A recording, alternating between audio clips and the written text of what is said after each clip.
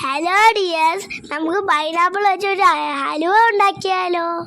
വരും, നമുക്ക് പോവാം. ആദ്യം ഈ പൈനാപ്പിളിനെ സ്ലൈസ് ചെയ്ത് ക്ലീൻ ആയിട്ട് എടുക്കണം. ഇതൊരു വലിയ ടാസ്ക് ആണ് ഗൈസ്.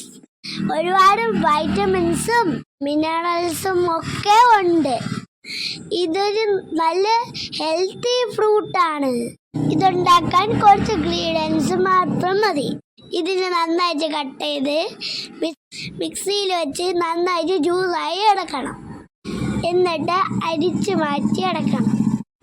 1 സ്പൂൺ കോൺഫ്ലവറാണ് ഞാൻ കലക്കണത്.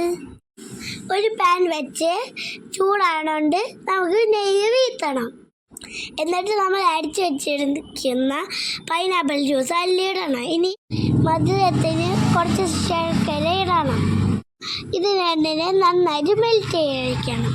ഇടയ്ക്കിടയ്ക്ക് കുറച്ച് നെയ്യും കൂടെ ചേർത്ത് കൊടുക്കണേ, എങ്കിലേ നല്ല യമ്മി ഹലുവ കിട്ടുള്ളൂ. ഫ്ലേവറിന് 3 ഏലക്ക ചതച്ചിടണേ. വാവ്, നല്ല മണം. ഇളക്കി കൊടുക്കണതാണ് ഗായ്സ് ഇതിൻ്റെ പണി.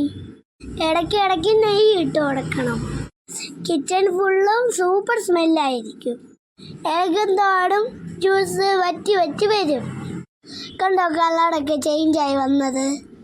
ഈ സമയത്ത് കോൺഫ്ലവർ കലക്കിയത് വീത്തണം. ഇനി ഗായ്സ് പെട്ടെന്ന് കലക്കി കൊടുക്കണം, അല്ലെങ്കിൽ അടിയിലുള്ള ഒട്ടി പിടിക്കും. കണ്ടോ, നന്നായിട്ട് കുടുക്കി വന്നത്. നെയ്യ് ചേർത്ത് നന്നായിട്ട് വരട്ടി എടുക്കണം.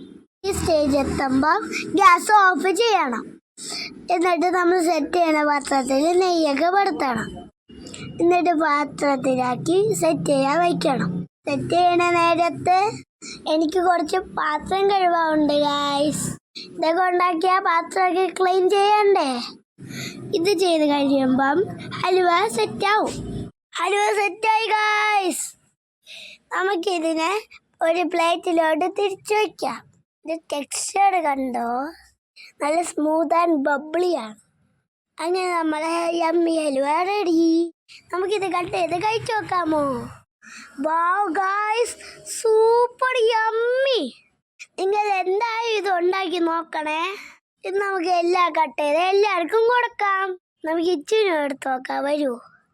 ഇച്ചു ചട ഹലുവ ഉണ്ടാക്കി. ദാ എടുത്ത് കഴിച്ചു നോക്ക്. ഇങ്ങനെയുണ്ട് ചട ഉണ്ടാക്കിയ ഹലുവ. കൊള്ളാമോ? എങ്ങനെയുണ്ടെന്ന് ഫ്രണ്ട്സിൻ്റെ കൂടെ പാടാ.